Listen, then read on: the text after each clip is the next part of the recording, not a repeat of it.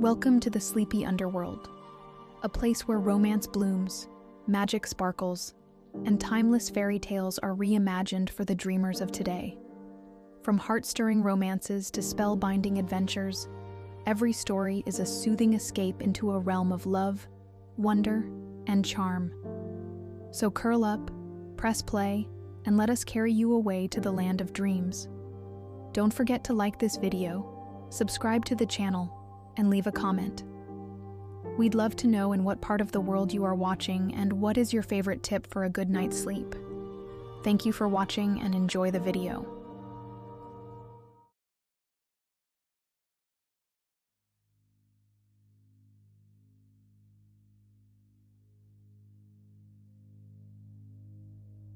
The first rays of dawn crept across the horizon, painting the ocean in shades of rose and amber. As the waves whispered ancient secrets at my feet, I traced my fingers through cool sand. For 6 months, I had walked this stretch of Maui's shore alone every morning. The Sea Turtle Conservation Center where I worked gave purpose to my days, but nights still echoed with the hollow ache of my recent divorce. Stephen's parting words haunted me.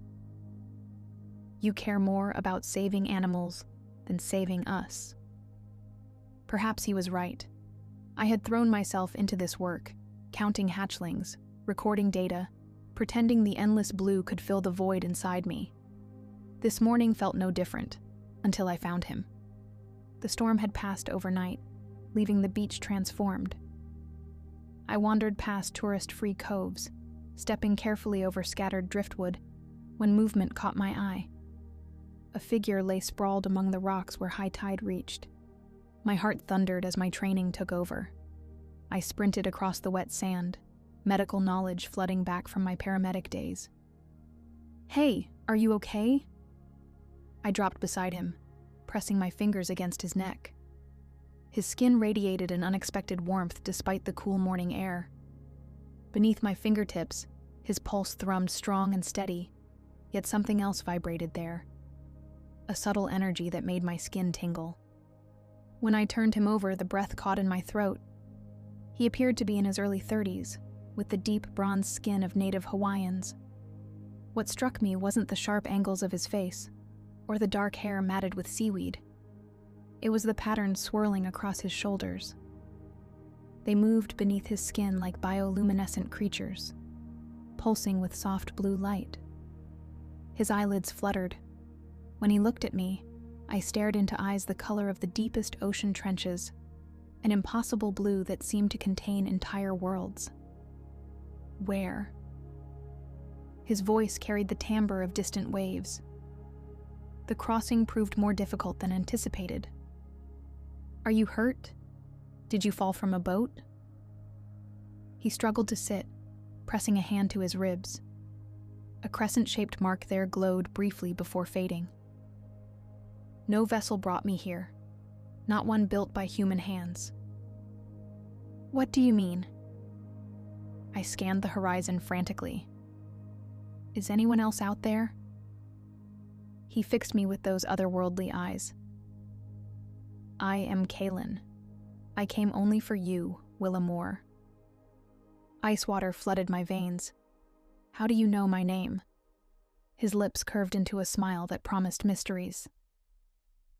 "The great Kanaloa, god of these waters, has watched you walk these shores. He heard your heart's loneliness calling across the waves." I sat back on my heels, torn between disbelief and an inexplicable pull toward this stranger.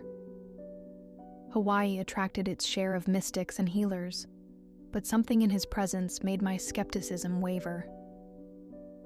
"You need medical attention," I decided, falling back on practical concerns. "Can you stand?" "I must. Learn this form better." He examined his hands with bemused curiosity. "It behaves differently than expected." As he rose, droplets cascaded from his dark hair in impossible defiance of physics. They flowed downward in ribbons of liquid light, before his skin appeared completely dry. My cottage lay only minutes away. Against every voice of reason, I knew I would take him there. At least let me check you for a concussion, I offered, knowing this explained nothing. My place is close. His smile radiated pure joy. Lead me then. The sea has guided my path well. Inside my simple research cottage, I settled him onto the worn sofa. As I gathered first aid supplies, I watched him explore his surroundings with childlike wonder. He traced the spines of my marine biology books, examined my collection of shells, and stopped before a photograph of Stephen and me at our wedding. You loved him deeply, Kaylin observed, not questioning. I cleared my throat, busying myself with medical equipment. I thought I did. Turns out, love isn't enough when you want different things. What did you want? The simple question caught me off guard. I turned to find him watching me with those penetrating eyes. To matter, I whispered. To make a difference somehow. You already do, he said softly. The turtles know this. The ocean knows this. Heat flushed my cheeks. I moved to examine his glowing mark, attempting to ignore how his presence affected me. When my fingers touched his skin, ripples spread outward like disturbing a perfectly still pond. Your touch is gentle, he murmured, yet carries strength beneath. I've patched up plenty of sea turtles. I kept my voice clinical. Nurse sharks, too, once. Days melted together in strange harmony. Each morning, I continued my work while Kaylin explored the island. By evening, we walked the shore together as he shared impossible stories. Watch, he said one sunset, cupping seawater in his palm. The liquid rose between his fingers, forming a perfect sphere that showed images. A hurricane's birth over Africa, the journey of a single raindrop, the dance of dolphins in midnight waters. All water connects, he explained as the visions shifted. What touches one ocean eventually finds all shores. Week by week, his presence seeped into my life like a tide filling empty chambers. We swam in hidden coves where coral gardens bloomed in riot. Under starlight, he taught me ancient Hawaiian chants that made the waves respond. His laugh became familiar music. His hand in mine felt like coming home. On full moon nights, we discovered the island's secret places, caves that echoed with the heartbeat of Pele, waterfalls that reversed flow when he sang to them, and tide pools containing miniature worlds older than recorded time. Tell me about your realm, I asked one evening as we dried on warm sand. His expression grew distant. It exists between breaths, in the spaces where air meets water.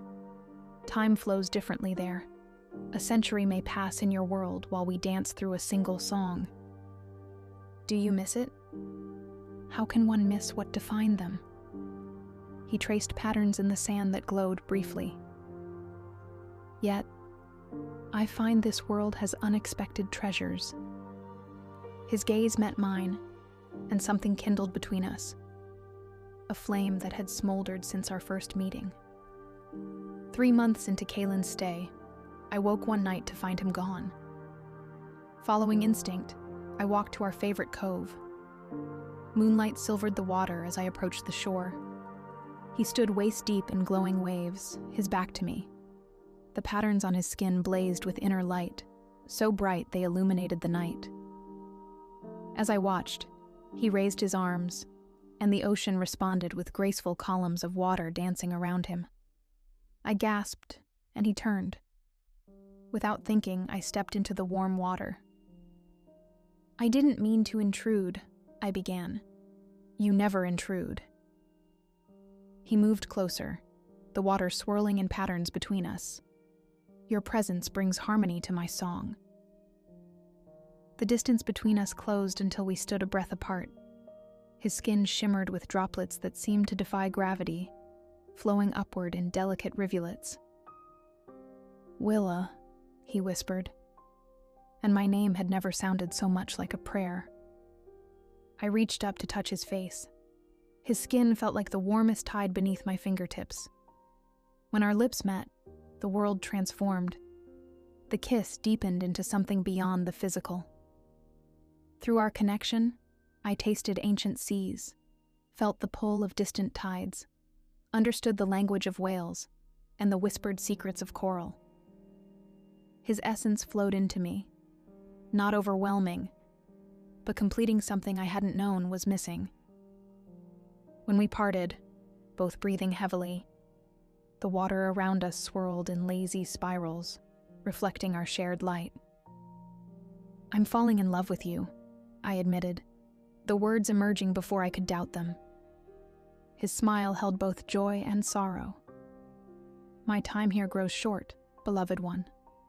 When summer ends and autumn's first storm arrives, I must return to Kanaloa's realm, or lose my connection entirely." Pain lanced through me. How long? 6 more weeks. The cosmic tides already call me home. Instead of pulling away, I drew him closer. "Then let's make each moment count."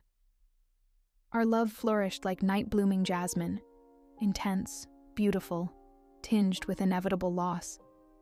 Each day held both ecstasy and heartbreak, knowing it would end. We made love for the first time during a full moon eclipse.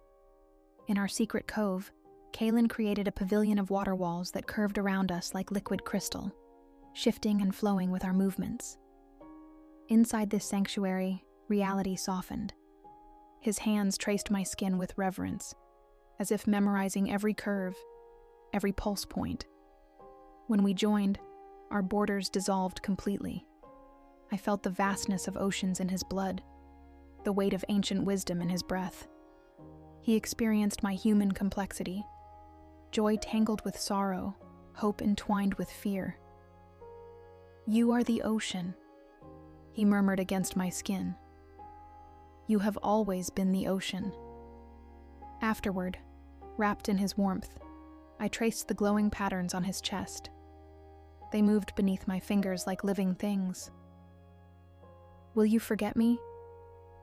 I asked the question that haunted my dreams. "Impossible." His arms tightened around me.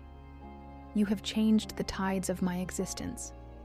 Even if I must leave, part of me will remain in every wave that touches this shore." The next weeks passed in bittersweet suspension. We shared simple joys, watching sunrise paint the sky, releasing rescued turtle hatchlings together, and swimming through rainbow-colored fish.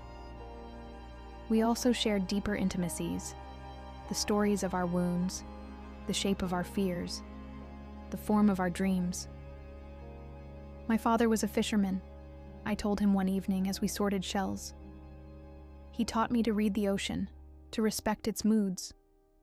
When he drowned during a storm, something in me broke. Kaylin set down the conch he'd been examining. "Your father didn't drown, beloved.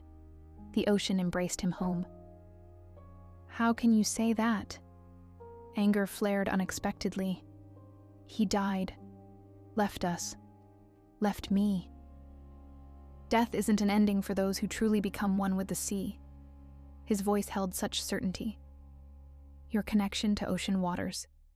It comes from him. He still swims these depths." I wanted to argue, but something in his eyes made me pause. Could it be possible? Had my lifelong bond with the ocean been hereditary magic rather than childhood training? "Teach me," I whispered. Over the following days, he opened my awareness to realms beyond the physical. We meditated together at the tide line, where I learned to feel the ocean's vast consciousness. Schools of fish communicated through subtle vibrations. Coral colonies shared ancient memories. Even the sand held stories of countless generations. "You already hear them," Kaylin observed as understanding dawned in my eyes. "You've always heard them. Your work with the turtles. You respond to their calls before you consciously know they need help." 20 days before our separation, I awoke to thunder rumbling across the island. Wind rattled the windows as waves pounded the shore with unusual force. I found Kaylin on my porch, his face upturned to darkening skies. His markings blazed brilliantly against the storm's gray backdrop.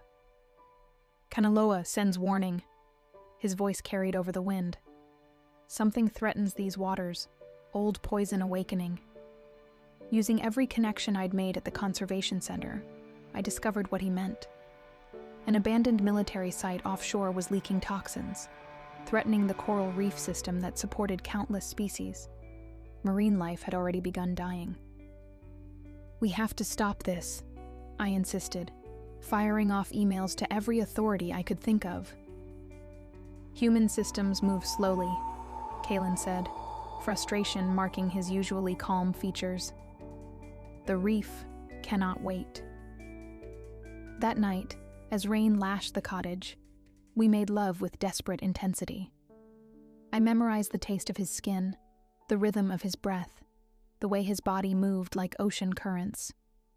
He mapped my responses with careful attention, drawing pleasure from places I didn't know existed. Afterward, wrapped in sheets and one another, he spoke softly. "I've communicated with others of my kind. They can help with the poison, but it will drain much of my remaining energy." "No." I sat up, fear clutching my heart. "You need that energy to return home." His hand cupped my face gently. "Some shores are worth protecting no matter the cost, including me, especially you." The next day, authorities finally responded to my reports. The drilling site faced immediate shutdown, but Kalen was right. Bureaucracy couldn't match the speed of ecological disaster. From our cottage window, I watched him wade into the churning waters. Standing waist deep, he raised his arms and began to sing. The sound defied description, harmonic layers that resonated in my bones, pulled at my heart, echoed in my soul. The ocean responded. Swirls of luminous energy gathered around him, flowing outward to the contaminated areas. For hours, he maintained his position as cleansing magic spread through the reef system. When he finally staggered back to shore, the glowing patterns on his skin had faded to faint outlines. I caught him as his knees buckled. "What have you done?" I cradled his head in my lap. "What was necessary?" His smile carried exhaustion, but no regret. "The poison disperses. New life will bloom where death threatened. But the energy, your way home." "Shh." He touched my lips. "Every choice has its price. I chose freely." 10 days remained. We spent them simply, savoring one another's presence. Morning walks grew gentler as his strength diminished. Evening swims became brief floats in calm waters. Our conversations deepened into silences where words weren't needed. "You could stay," I suggested on the 7th day. "If you can't return to your realm, we could—" "I wish I could, beloved one. The turtles need their guardian. The ocean needs its bridge to the human world." His thumb traced my cheek. "And I may find another path." On the final night, under new moon darkness, we returned to our secret cove. The tide was especially high, creating a natural pool where fresh water from the mountains mixed with salt from the sea.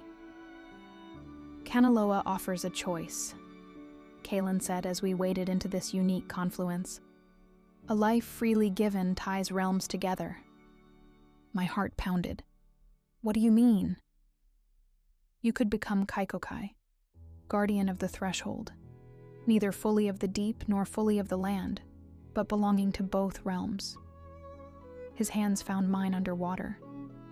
"But there's no return to purely human existence."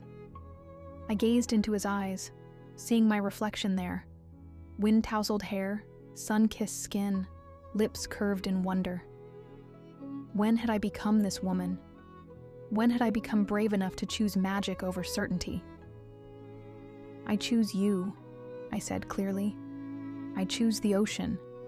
I choose this love that defies logic." The transformation began with sensation. Between our joined hands, water gathered into a sphere that pulsed with internal light. Colors swirled inside, every blue, green, and gray the ocean could imagine. "Are you certain?" His voice held hope and fear equally. "Absolutely." We pressed the sphere between our palms. Warmth, then heat, then energy beyond temperature flooded through me. I gasped as my consciousness expanded, pushed past familiar boundaries into vast oceanic awareness.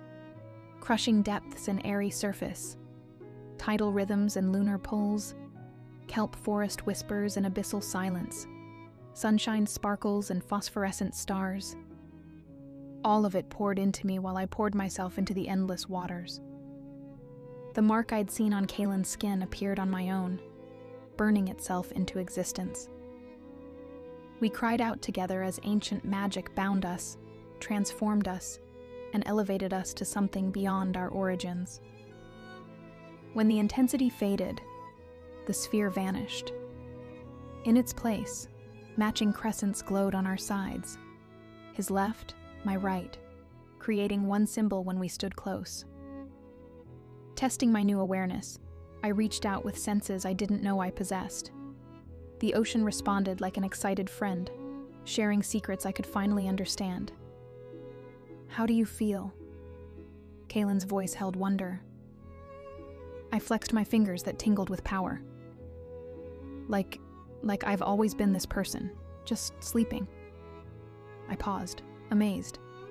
I can hear them. The whales are singing about us. The coral is celebrating new growth.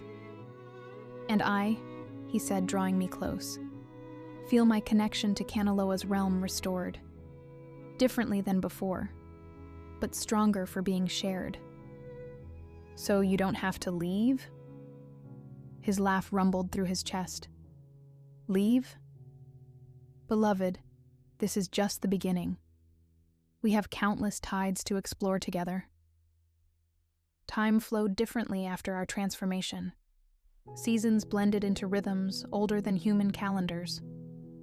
By day, I continued my conservation work with enhanced abilities, healing injured creatures with a touch, sensing their needs before they called. By night, Kaylin and I dove to depths no human should survive, playing among bioluminescent creatures, learning ancient languages from wise old sea spirits. Our connection deepened beyond the physical into something cosmic. Making love meant merging consciousness, sharing existence across dimensions. We discovered we could communicate telepathically, sensing one another's emotions across distances, feeling what the other experienced. 5 years passed like a single breath. The island community accepted our presence, though they whispered about the strange couple who swam during storms, whose cottage glowed from within on moonless nights, who knew exactly where to find lost swimmers before rescue boats could launch. Stephen visited once, seeking closure from our abrupt divorce. He found me walking the beach at sunset, hair longer and wilder than he remembered, skin marked with faint swirling patterns. "You look different," he observed cautiously. "I am different." No anger remained between us, only the tender sadness of paths diverged. "We both are." "I heard you're doing important work here. The research center says marine recovery rates in this area have tripled since you arrived." I smiled at his attempt to understand.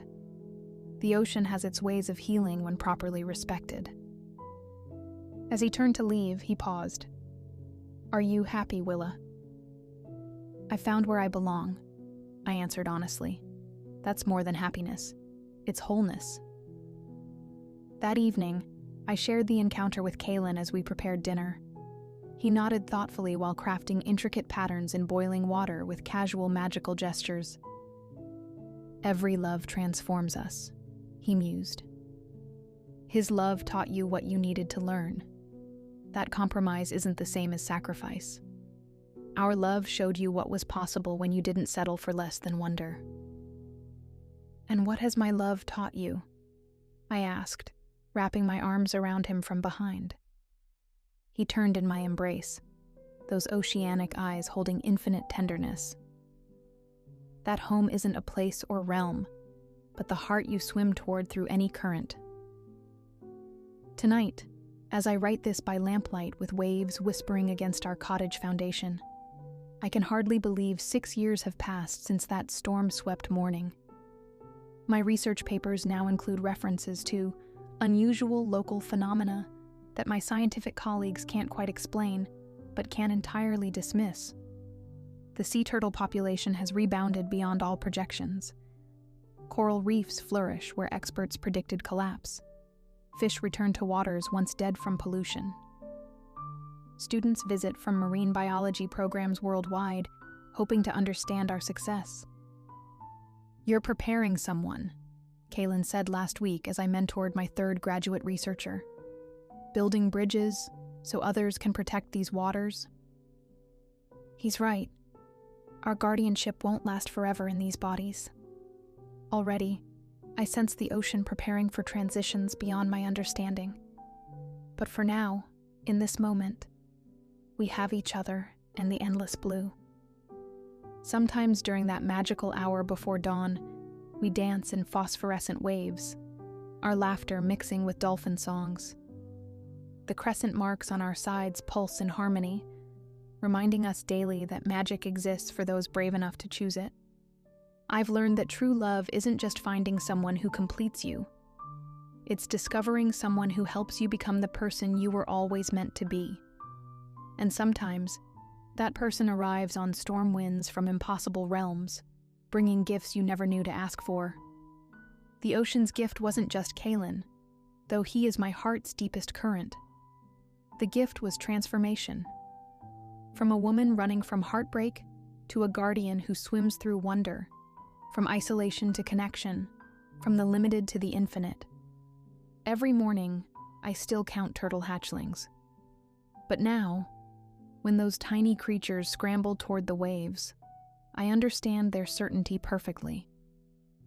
They follow ancient magnetism just as I did, swimming toward destiny disguised as choice, finding home in the very element that terrified us.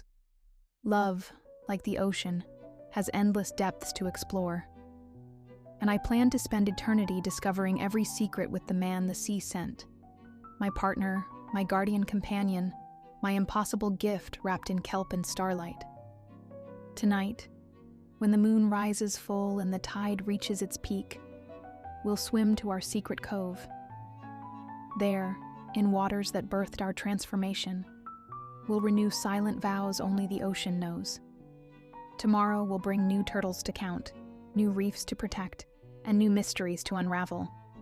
But in this perfect moment, with waves singing lullabies and moonlight painting silver paths across dark waters, I need nothing more than the steady breathing of my beloved beside me and the eternal rhythm of the sea. For I have learned the ocean's ultimate truth. Some souls are destined to find their deepest love where the earth meets the water, where magic whispers through salt spray, where impossible romance proves more real than ordinary dreams. And in those liminal spaces where air kisses waves, that's where our forever begins again with each tide.